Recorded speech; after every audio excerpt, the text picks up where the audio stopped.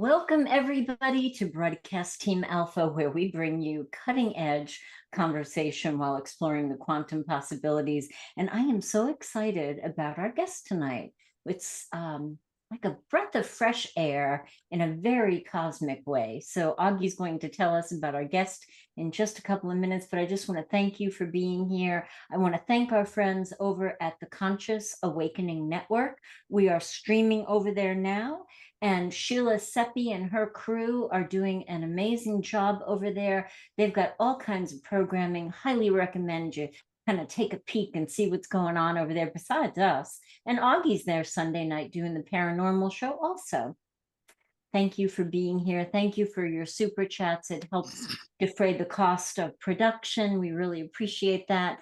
And thank you if you have come to join us on our Sunday Mastermind Connection. We get together to do what? To mastermind and manifest. We get together and we envision things the way that we want it to be. And sometimes they're small-ish things, and sometimes they're big things like peace during the election, which happened, right? It was very peaceful this last election. Personal health for people who have been in the hospital. People have had miraculous recoveries. People who were about to go on the ventilator in the hospital, we envisioned them being healthy, and the next day they went home. So if this sounds like something you'd like to do with us, send an email to themastermindconnection@gmail.com. Augie will send you the link. You can come hang out with us, and if you like it, you can join us every Sunday, 2 p.m. Eastern Time. Without any further ado, Augie, please tell us about our guest. Thank you. Yes, I will, and this is going to be good. Today will be special. We will talk about specific and verifiable messages from extraterrestrials. We will talk about the Great Pyramid, maybe even how it was built, and the Bermuda Triangle, Atlantis and Lemuria, the human aura, and the true identity of Christ. And also we may wander off into any other corner of the universe as we go along, but we have Samuel Chong with us to talk about all these things. He is a Chinese translator and an import, he came to the United States like I did years ago. He was instrumental in translating the Chinese best-selling writings of, I don't speak Chinese, so I'm going to give it a shot. There's Thiaoouba, Prophecies of the Golden Planet. And also translated the book 334 Lies. And that is about a secret society in Germany that is also gone to China, and it's a global secret society that hardly anybody knows about. And he holds a BA in economics from Berkeley and a JD, that is Juris Doctorate, from Northwestern California School of Law. And today you're going to hear about a man who went to the extraterrestrials planet and got a lot of answers. So welcome to the show, Samuel. Welcome, Samuel. Thanks for having me here. Thanks for having me here. It's so good to have you. Thank you so much. And I can't help but be curious. You know, you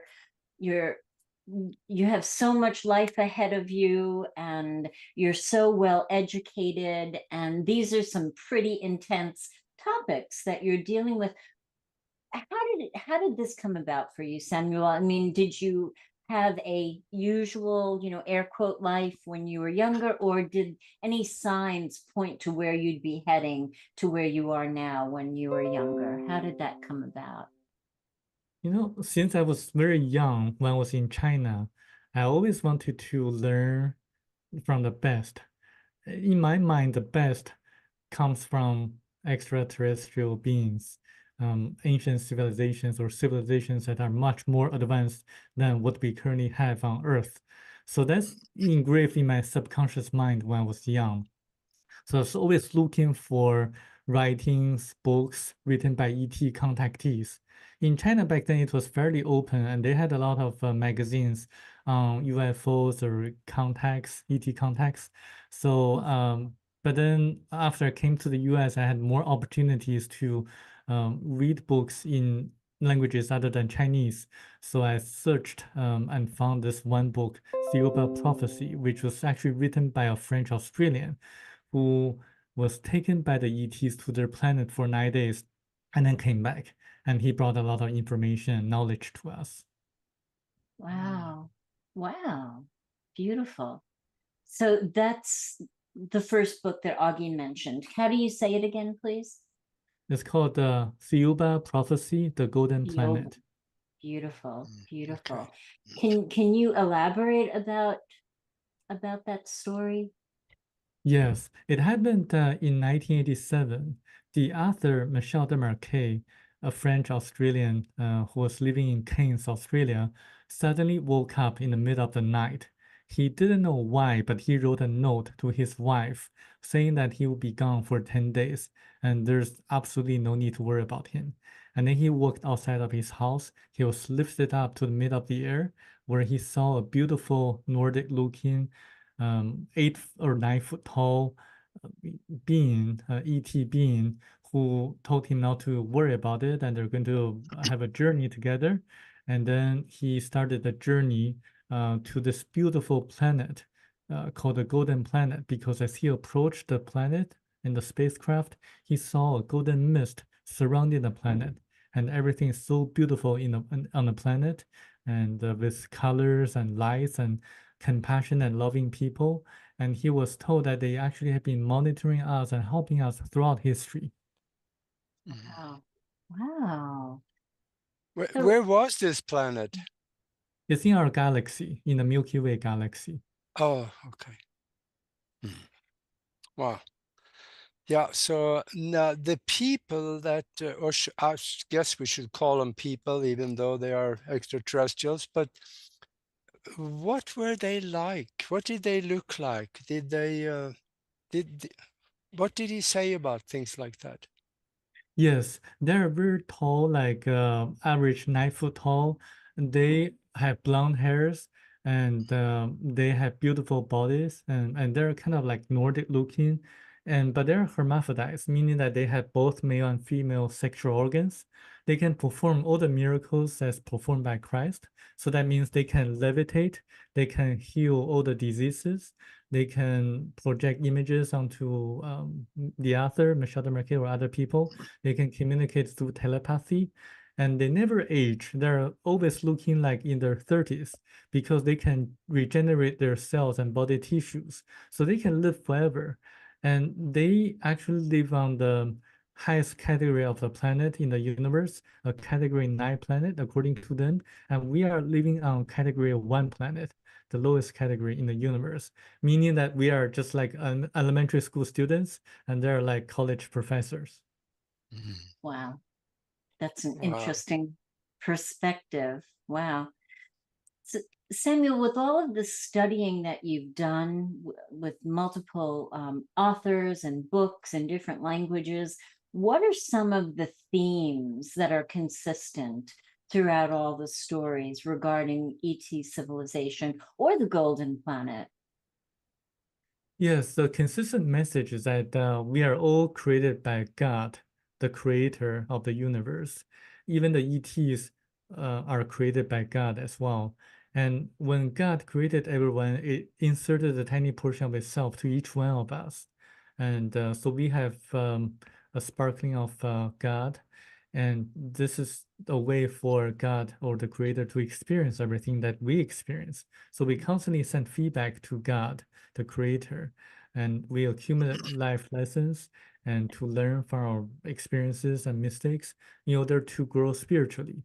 So the purpose of life is to develop our spirituality. And when we encounter challenges, we should look inside for answers and not to follow a specific religious leader or a government official or idol. We should always look for inside because we can connect to the source, the creator directly without going through an agency. And everything is about love and compassion. And so this is actually what Christ taught us. Love your neighbor and things like that. Mm-hmm. Beautiful. Yeah. What was their perception of God? What is he or she or it? What do they see it as being? And The creator or God or the source, they describe it as a great ether or a pure spirit. In order to okay. experience everything, it has to rely on physical experience or physical body. So it's a pure spirit. Yeah. That makes sense. Yeah. And that makes absolute sense, and not just like the religions have portrayed it like it's a dude, that's not it. Right. Now, you talked about also some of the things that he talked about, the Great Pyramid. He got some information, and I'm really interested in that. First of all, how old is it, and maybe how was it built? Did they say anything about that? Yes. If you are talking about the Great Pyramid of Egypt, Yep. the Great Pyramid of Egypt, then it was built 17,000 years ago by a person from Atlantis called Thoth. And he used anti-gravitational technologies and supersonic vibratory systems to cut the huge stones in a very precise manner because he had the knowledge. And he aligned the stones perfectly so that it can be used as an energy center to collect um, cosmic and terrestrial energies so that the users, such as the great pharaohs of Egypt, the ancient pharaohs of Egypt, can just sit inside the pyramid and then concentrate or have a meditation and to project their thoughts into the universe, into like onto other planets, and so they can have a communication. And also the pyramid was also used to make rain through a kind of a complicated system using metal alloy plates. And it's actually proven by University of Reading in the UK that when they project what they call the orgone energy into the sky, and they would ionize the some of the atoms in the atmosphere, and the cloud would form and the rain would fall. So this is actually done scientifically in modern days as well.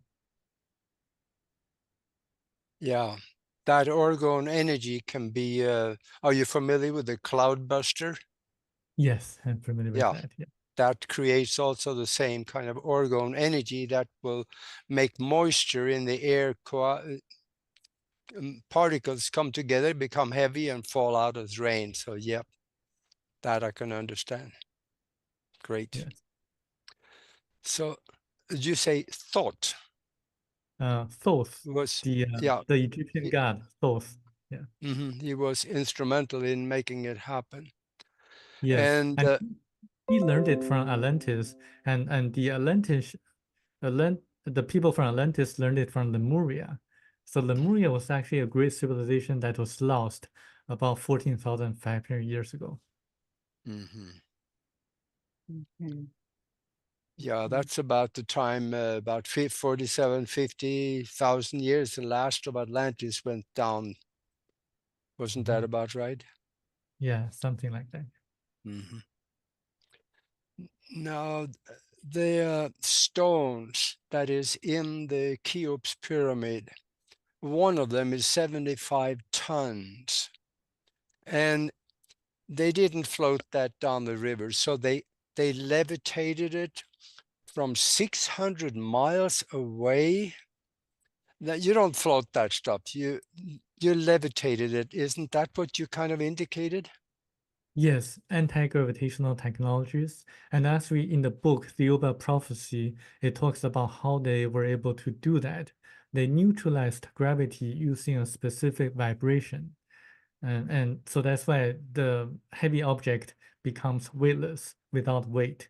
So this is how they did that.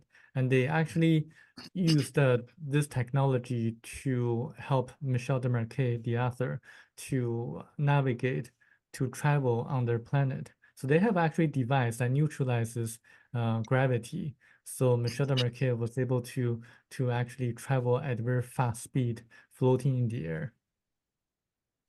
That's so cool. Yeah. To see that. I want to feel that frequency. I don't Yes. know. Can humans even be in that kind of frequency? What would happen to our physical being? I mean, would that be too high for our physical being?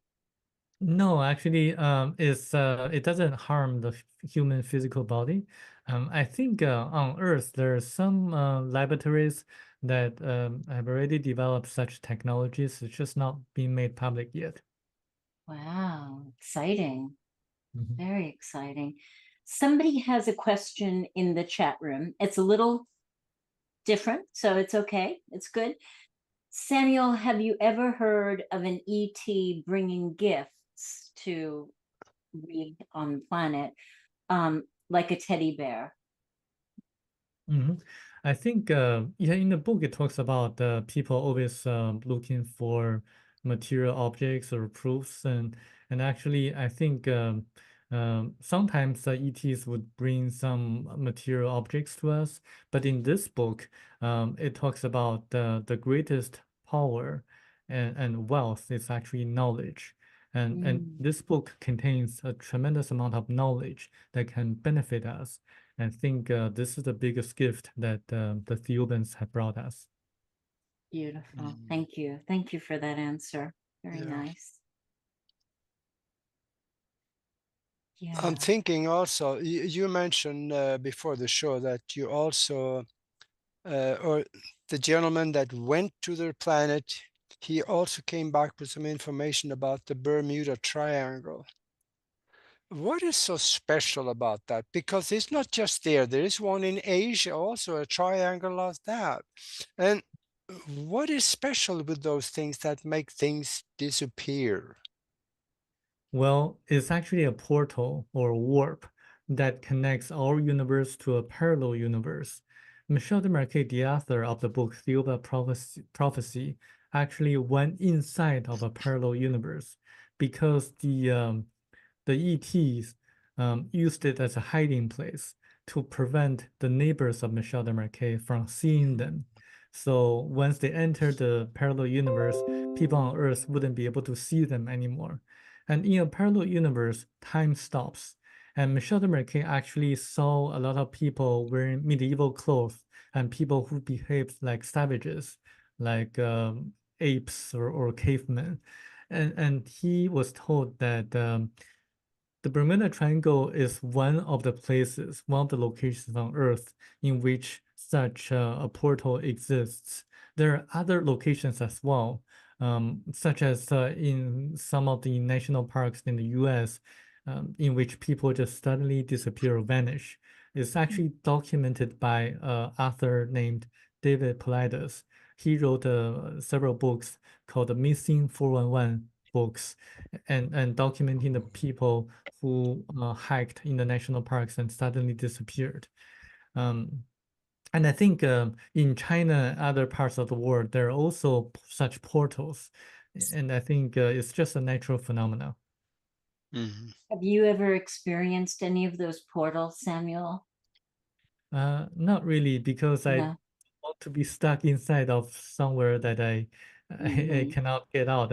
And people, some people do get out, but they have to be very careful because the parallel universe floats in the atmosphere. So they may be at very low altitude at one time, and they may lift the people inside up. So when you exit, when you try to come out, you have to be careful of the altitude. Ah, okay. Mm. Like, you might fall. Huh? Yes. Yeah, that could go bad. Wow. But yeah, and well, we know we have movie footage, we have videos, and we have testimonies from people that see these portals open up in the air and ships come out of it. Yes. Those are the ones you're talking about, isn't it? Exactly. And the ETs and the UFOs use such portals to come into our atmosphere and to show up suddenly. Mhm. Samuel, why do you think they choose certain people over other people to make contact with. Any thoughts on that? Yes, they always try to find people who have a pure mind. For example, Michel de Marquet, the book, the author of Thiaoouba Prophecy, The Golden Planet, he was a farmer or landscaper in Australia. He didn't have a lot of education. He didn't have any preconceived notions or presuppositions about certain things or ideas or agenda. And they don't normally take politicians or ufologists because they have like their own agendas and that may distort the what the ETs want us to hear. So sometimes they want to choose people who are more like honest in their writings and also sayings or speakings. And also they chose Michel de Marquet because he had 80 past lives already before he went there. And Wow. that was his 81st lifetime. And I guess it's because of the vibrations on their planet. Only people who had 80 past lives can survive there for 9 days. People like who have fewer past lives can only survive for maybe 3 or 4 days. But Michel de Marquet can survive for 9 days. Interesting. Interesting. Is Yeah. that is it excuse me, is that a frequency thing? Is that a vibrational thing of the person's body or their soul? Excuse me. So sorry. Is that Yes, what that is? Yeah. yes, I think it's a vibration or frequency of the soul of the person, actually the astral body of that person to be more exact. Because we have our physical body, we also have our astral body, which is connected to our higher self. We here on Earth now, we are getting ready to be putting out, or I say we, but somebody is, the Neuralink, which would link the brain with the internet. You have access to all knowledge by the snap of a thought. Does the extraterrestrials also have electronic enhancement to their mind, or are they mostly just developed naturally? They mostly developed it naturally because what happens is that nature or the soul is a very complicated matter. So they actually encourage us to develop psychic abilities naturally and not to do that artificially. And some people have more psychic powers than others. That's because they have more electrons in their astral body. And since we are living on a category 1 planet, our electrons are kind of limited and shared by 9 people. So one higher self distributes itself into 9 different people on Earth because we are kind of a low category of planet. And on a higher level planet, for example, category 9 planet, one higher self distributes the electrons or the astral body to just one person. So that person has more electrons in their astral body. So that person has more psychic powers like Christ did. And some people on Earth, like members of the secret societies, they use rituals to obtain electrons from other people through like human sacrifice or maybe other means. And that's not the natural way because when they die, they're going to reveal what happened in their lifetime. They're going to feel how others felt when they did certain things onto others. So that's not encouraged or suggested. Wow. Are there other ways to increase your electrons in your astral body that's natural? Just meditation or yoga or tai chi or qigong? Any Yes, of it? those Yeah. all help. Yeah. But actually the one way to do that is to meditate and to use your mind to concentrate. Concentration and meditation, those are very important things to do in order to accumulate more electrons. And also be in nature, like walk in forest, and the trees also help. But I think the important thing is to experience life and to respond to the challenges and to accumulate spiritual lessons. Beautiful. I got another question, and that is, you talked before on the history of mankind. And when we say mankind, I think we probably sometimes will kind of slide into what humanoid kind could be also, because we have the Paracas skulls in South America. And these are humanoid skulls, but they are very tall and long in the back. Were they also our ancestral humans, or is it a different species that maybe was here before we came? What can you say about the history of us? Yes, according to the ETs in the book Thiaoouba Prophecy, The Golden Planet, we actually all came from different planets. By what we mean, we mean like the people, the black people, the yellow people, and the Caucasians, the Polynesians, and the Jewish people. We all came from different planets.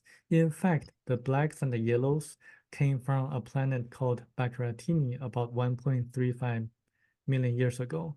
And and then later on, the Polynesians came from a different planet called Arimo X3. The Caucasians came and landed on Atlantis. And then they also moved away to Europe, Northern Europe, and the European continent. And then the Jewish people came the latest, about 12,000 years ago, from a planet called Hebra. So what they would categorize the people on Earth would be like the blacks and the yellows, the Caucasians, the Polynesians, and the Jewish people. I know too that like say the Norwegians, Swedes, and the northern Russians, they look just like the ones we are told come from the Pleiades. Is there a connection there? Well, there may be a connection. Actually, there are other ETs in our Milky Way galaxy. Michel de Marquet, when he visited the golden planet Thiaoouba, he saw at least 147 different ETs preserved in a golden dome or doko, what they would call doko. And then he saw a lot of people like with different appearances. And he was told that the Thiaoubans, they are in charge of about a third of the planets in the galaxy, just guiding the different ETs to grow spiritually. And yes, there are other ET races, including the Greys in our galaxy. And a lot of them visit us. That's interesting, Samuel, that the ETs are growing spiritually as well. Yes, exactly. And the Greys, by the way, they are on the same category as us. So even though they have probably more advanced technologies, but on a spiritual level, they're at the same level as us. That's so interesting. So interesting. Do you have any thoughts on the hybrid program where women have been taken and made to be pregnant and then not have the children on Earth but elsewhere? Any thoughts on? Yes. I can talk about the implants that the Greys put on the people on Earth is because they are a dying race. They have been losing their immune system, and they are trying to observe us, how we respond to the same situation, because we have been losing our immune system since 1948. But the Thiaoubans, the ETs in the book Thiaoouba Prophecy, say to Michel de Marquet, the author, that not to worry about the implants because they have been monitoring the activities of the Greys, so to prevent them from harming us. So there's no danger on the implants. It's just a monitoring device. On the hybrid program, I think there are some people who say that it's part of the government program trying to do certain like clinical, like certain experience onto the people. And I think some of them may be man-made projects or secret projects by the military or the government. I don't think the ETs are directly Mm. kind of wishing to have this kind of hybrid program because it's prohibited by universal law according to the Thiaoubans. They want us to follow the natural path and not to really have a hybrid being with other ETs. So I don't think they would encourage that. And I think it's probably part of the man-made program by the government or military. So like MK Ultra or something like that. Yeah, Yeah. something like that. Something like that. Okay. What do you think happened to our immune systems? So I think because of the atomic bomb that happened before and all the things that caused by human beings, I think we have been losing our immune system, mostly because of the radiation from the atomic bombs. And for those nowadays, and nowadays, you know what happened a few years ago, and Yes, that too. yeah, Yeah, that happened. Yeah, you're right. absolutely. Yeah, and for those of you that joined us late, we are talking with Samuel Chong, and this is getting deep because we are next we're going to be talking about the real history of mankind and also life on Mars, and who was Joshua Bethalachme, or you know him as Jesus. There is some extraterrestrial information that will help clarify some of this. So yeah, back to you, Samuel. What is going on Mars? Is there life up there? There was life on Mars. So back 1.35 million years ago, when the blacks and the yellows wanted to migrate from their planet Baccaratini to Earth, they actually explored the planets in the solar system. They first saw Mars, which was a living planet, a planet that had living people at that time. But because Mars was a dying planet, meaning that the core of Mars was cooling down. So when the core of a planet is cooling down, it can no longer have the electromagnetic force to capture the atmosphere, so that the planet will become like a desert in the next hundreds and thousands of years. And also the people on Mars, they were kind of highly spiritual people, but they didn't have a lot of technology. And the natural resource on Mars was very scarce. So that's why the blacks and yellows decided not to migrate their people on Mars, but instead they found Earth and then moved their people to Earth. The blacks went to Australia, and the yellows went to was today's southern Myanmar. Yes, there were people on Mars for sure, but the planet now is a dead planet, meaning the core has cooled down.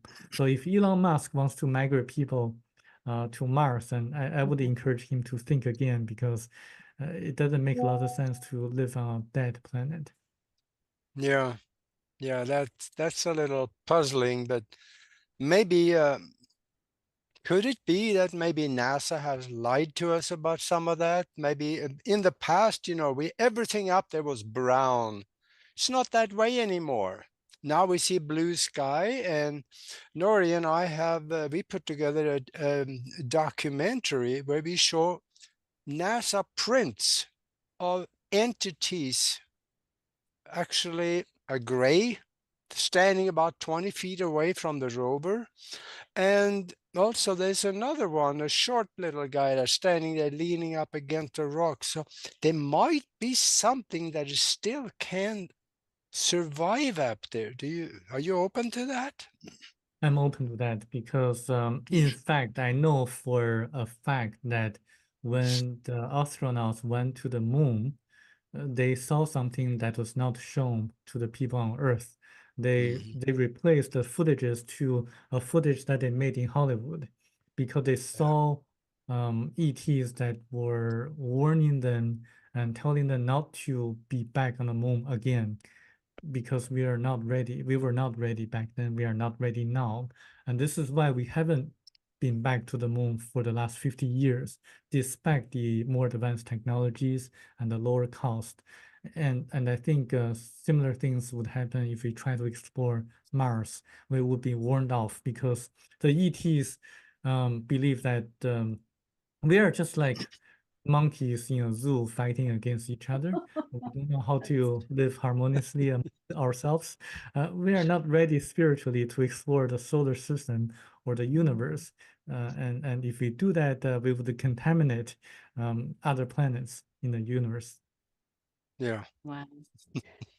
Very, very sobering reflection on humanity, you know? Yeah. Right. So, Samuel, you mentioned that the Hebrews came last. They're the youngest-ish, right? So how Yes. does Jesus factor in? I'd love to get into that if Yes. we. The Hebrews originally came from Category 3 planet, so 2 levels above the other people, like the yellows and blacks. So they were more spiritually evolved, and they had some kind of technologies, but they're mostly lost when their spacecraft crashed in southern Russia, and then they migrated to south to Israel to get a warmer weather. So that's the start of the Hebrew race on Earth. And as days go on, and they kept themselves like a pure race. They didn't intermarry with other people on Earth, and but they were always like kind of prejudiced against, and because of their solidarity, their kind of spiritual development, and so they were kind of they had the ancient Egyptians kind of had a lot of jealousy towards the Hebrew people. So they enslaved the Hebrew people, but let me talk about Moses first. So Okay. when Moses, who was born actually from an Egyptian family, and had such experiences in Egypt, he was actually led by the Theubans to lead the ancient Hebrews out of Egypt, away from the evil reigns or regimes of the pharaohs. And so that's why Exodus occurred. And the Theubans parted the sea. It's not the Red Sea, but the Sea of Reeds, and helping Moses to lead the Hebrews out of Egypt. So Moses actually worked about 3.5 years leading the Hebrews out of Egypt, and the Theubans helped by giving manas to the Hebrew people. So this is what happened back then, Moses, for Moses. And then thousands of years later, back about 2,000 years ago, again, the Hebrew people were kind of under the rules of the Roman Empire. And in order to bring people back on the path of spiritual development or spirituality, the Theubans decided to have someone extraordinary to be born in Israel, or maybe among the Hebrew people. So they implanted an embryo into the uterus of Virgin Mary. So Mary was indeed a virgin, according to the Theubans. And so the young Jesus was born. But the young Jesus, the soul or the astral body of Jesus, had to go through what the ancient Nagas would call the river of oblivion, forgetting everything that he accumulated in his past lives, forgetting all the ways or the knowledge to perform miracles. So the young Jesus, the Jesus born out of Virgin Mary, couldn't perform miracles. So this is the reason why in the Bible you don't see Jesus performing any miracles before the age of 30, before he began preaching. Even though he was highly intelligent, having a very profound conversation with the teachers of the temple, he couldn't perform miracles. He went to India. This is why some people say that Jesus went to India and went through China and visited Japan and died there. So this is why there's a tomb of Jesus Christ in Shingo Village, Japan. People can look it up, Shingo, Shingo Village, Japan. And this is one of the specific verifiable evidence or facts that this book contains. Before this book was published, very few people in the Western world knew about the tomb of Jesus in Japan. So that's the Jesus. But Christ, the one who preached, who performed all the miracles, who died on the cross, who resurrected 3 days after, was a different being made by the Theobans, who actually molded a body that appeared to be like Jesus. And then they sent their own people, one of their own people, into the body so that he can remember the knowledge to perform all the miracles. Why? Because the people at that time, as people nowadays, they were highly skeptical. Unless someone who could perform miracles, his teachings were not to be believed because of the people always seek for proof and things like that. Wow. I'm just taking all that in. Yeah. I know. It's I a know it's kind lot. of hard. Yeah. You know, when I was going to the church in Los Angeles, I didn't believe a single word in the Bible. I thought it's just a fantasy, science fiction, and there's just no proof that Jesus and Christ actually existed. But this book contains specific verifiable facts and pointing out the tomb of Jesus in Japan, pointing out that when the King Herod killed so many babies when Jesus was born. It's actually very, very specific, and there's a specific number of babies that he killed. And also it tells the reason for Christ resurrecting 3 days after he was killed on the cross was just to show people at that time that there's life after death and there's reincarnation.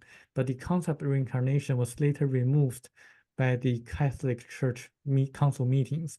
And this book is so specific, it named the 4 Catholic council meetings that intentionally distorted the original ancient scriptures of the Bible. Wow. Wow. Yeah. Keep Yeah, reading there's this. a lot of people out there saying that, you know, there's nothing written about him. He never existed. It was made up in 325. Well, there is enough writings about him to prove that he did exist. And what did they say about what he looked like? There is actually a document coming out of the Dead Sea Scrolls that talk of him being tall, strong, his eyes like the midday sky, and his hair as the ripe field of grain.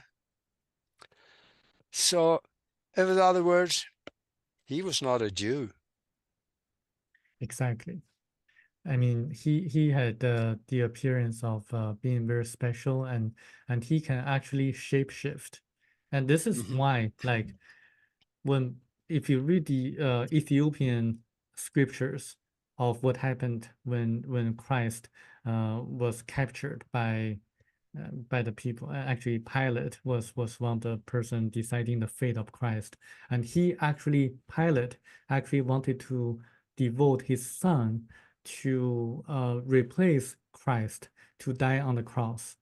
And then Christ performed like a miracle again, shape-shifting himself, saying that, you know, that just kind of I'm paraphrasing, I can do whatever I wish if I really want to, escape or not to die on the cross. I can do that. I have the power to do so. I'm paraphrasing, but and then it's actually his purpose is to die on the cross just to show people that there's life after death. And then Pilate kind of seeing the omnipotent abilities of Christ, kind of gave up the idea of sacrificing his own son in place of Christ. Yeah, there is a letter also that is surfacing now about a letter from Pontius Pilatus to Caesar, where he explained to Caesar that this man hasn't done anything wrong, and they explained what he looked like. And it's Pontius Pilatus didn't want to harm him. Exactly. He is a very good man. Yeah. Boy, oh boy.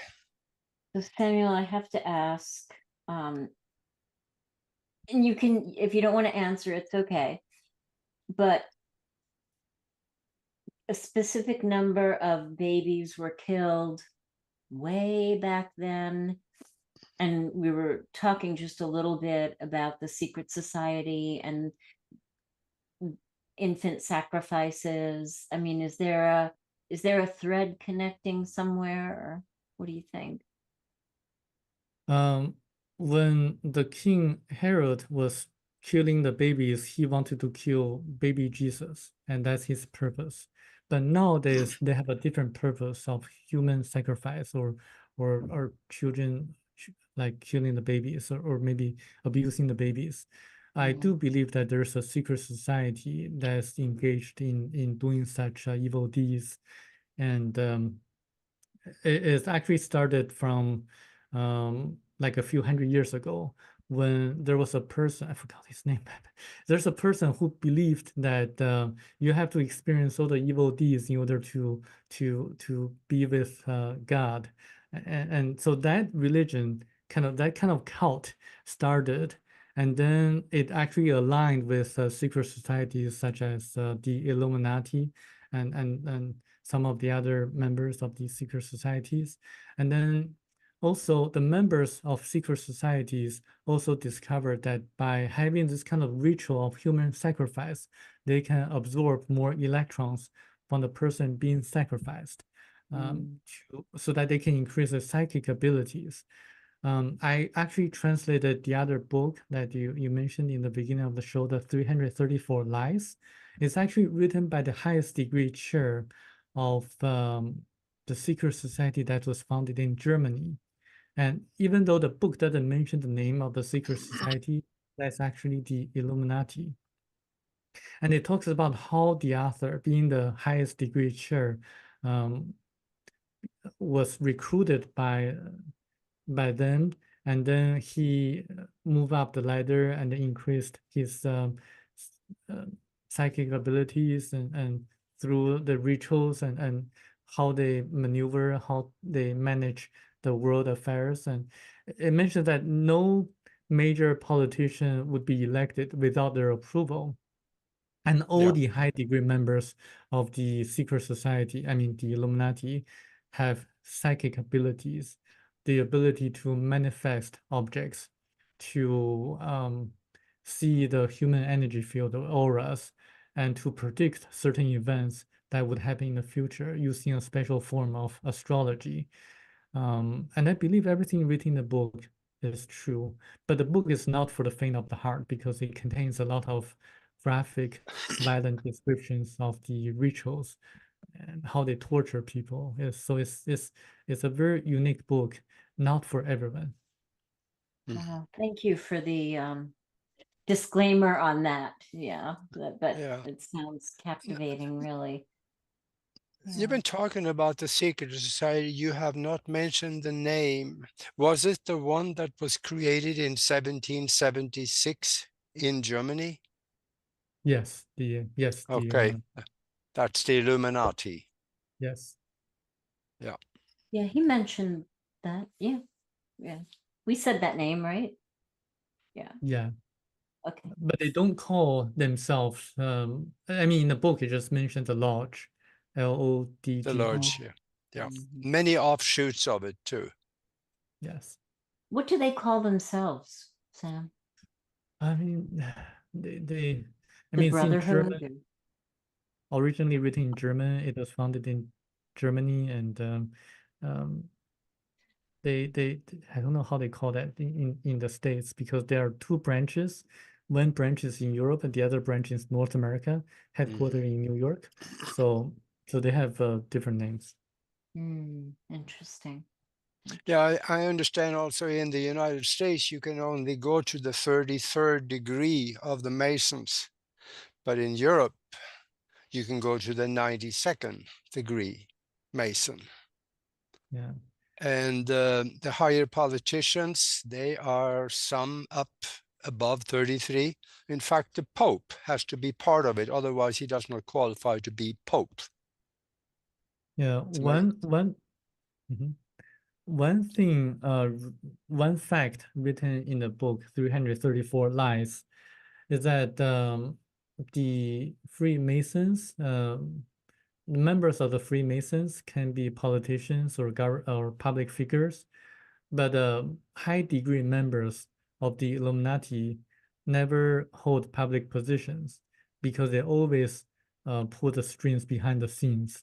They never appear publicly, so no one knows who they are, but they decide the fate of the politicians and worldly affairs.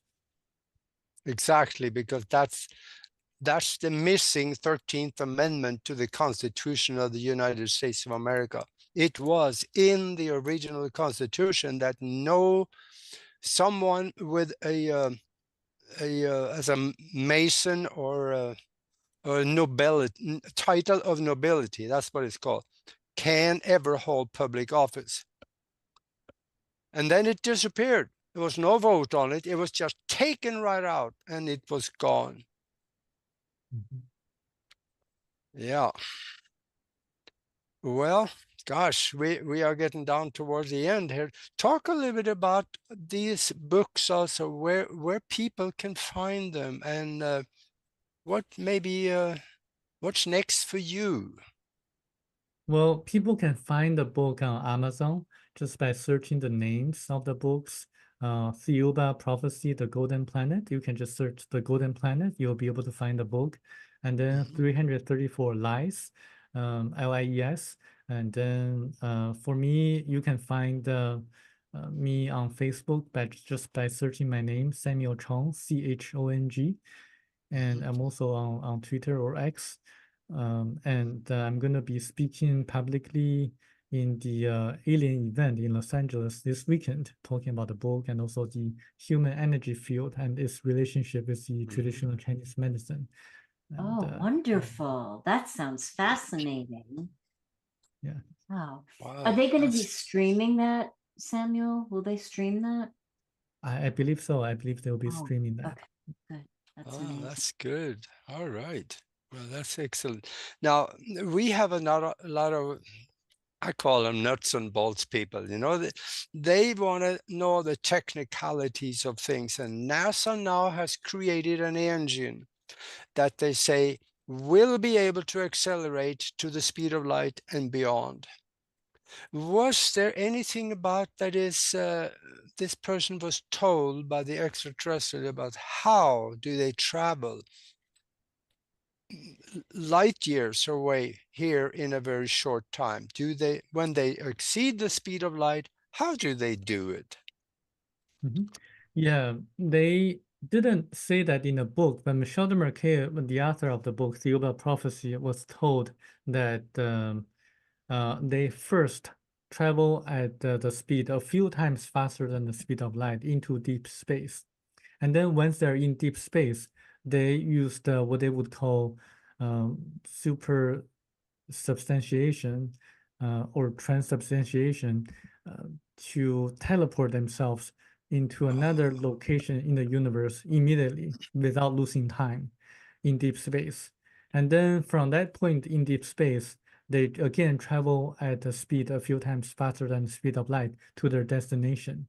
The reason they have to do the teleportation in deep space is that if they didn't do that in deep space, their spaceship would have been exploded. So that's the reason why they have to teleport themselves once they're in deep space. So this is a technicality of how they travel, as told by Michel de Marquet.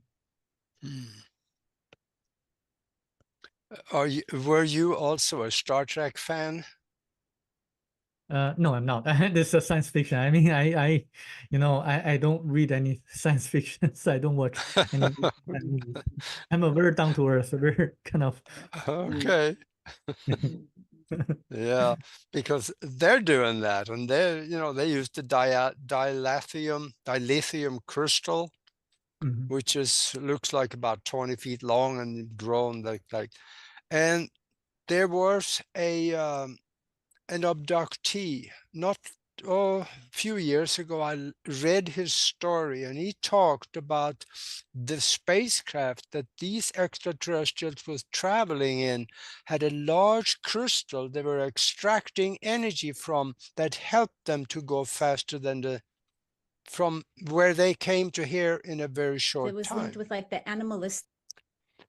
So maybe there is something to this. Yeah, I think it's possible, and there's something to this. But remember, there are different ETs on different planets, and there are different categories of planets and different levels of technologies.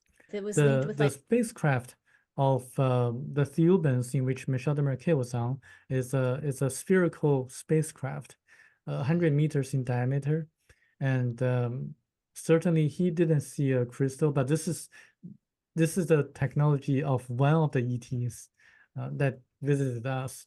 And I'm sure there are other technologies of different ETs that use crystals as an energy source, or maybe to kind of absorb energy, because I think crystals do have a special ability to absorb and maybe transfer energy in a way, in a unique way.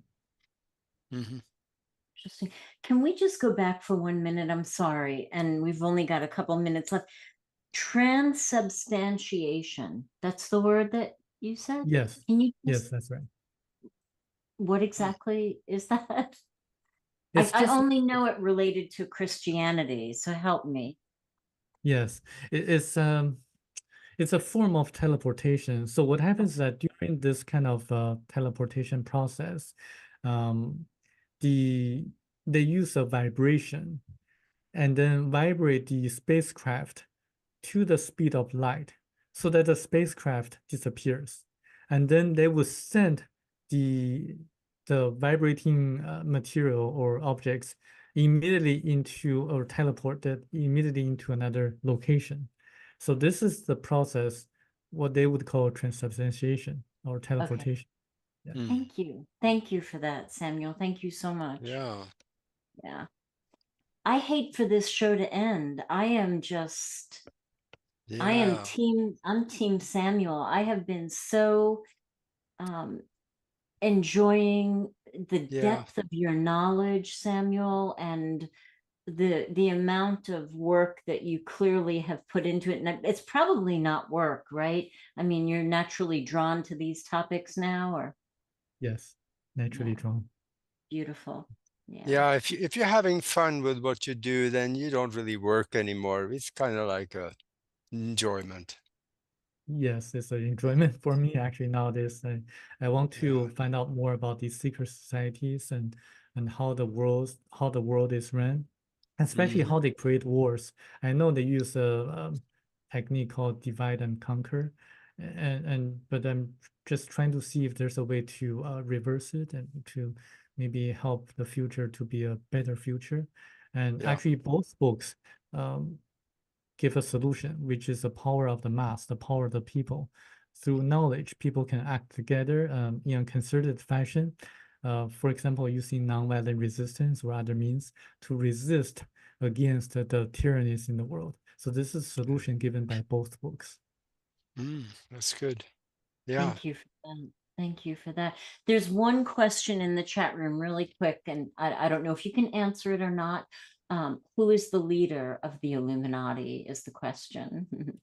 I'm going to keep it a secret because you should read the book 334 Lies, and then you'll know who's the leader right now. You see, the author of the book disappeared in the year 2000, in the summer of 2000. I think summer 2001, and then we have 9/11, and then since 9/11 we have a lot of wars and conflicts, and you should read the book to find out more. Yeah, there's so much in that book that we've only scratched the surface on the scratch that was scratched into the scratch, I think. Yeah. Well, thank you for being with us. Thank you, Sandra. Thank you so much. Oh, I got this last question. I got this last question. Let me ask you. If you could speak to the whole world, Samuel, and the world is listening, what would you tell them? I would tell them to wake up and to observe what's really happening around you and to look behind the scenes and to really look inside for answers, responding to the challenges that you will face, because we are part of God and we can connect to the source, the creator, by meditation or by praying, and really just to think about the future of humanity and act together in a concerted fashion and join force together. Wow, those are wise words. Thank you very much. Beautiful. Thank you. Yeah, thanks, Samuel. Well, thank you for being here with us. And then for everybody out there, we will be back next week. And I just going to do something we haven't done, and that is that I'm going to announce something that is going to have a roundtable conference on April the 23rd. And this is going to be good because we're going to talk about what happens after disclosure, or if there is something similar where it's recognized that UFOs are real and the extraterrestrials are here. We're going to have confirmed Grant Cameron with us, Laura Eisenhower, Constance Briggs, and Geraldine Orsorko, and Dan Willis, and I think there's another one, but I just can't remember. Yes, you Unbelievable. got to put on your calendar. Yeah, yeah, yeah. It's Absolutely. gonna be good. Thank you Yeah. very much, Samuel, and Thanks, Samuel. then we will see you next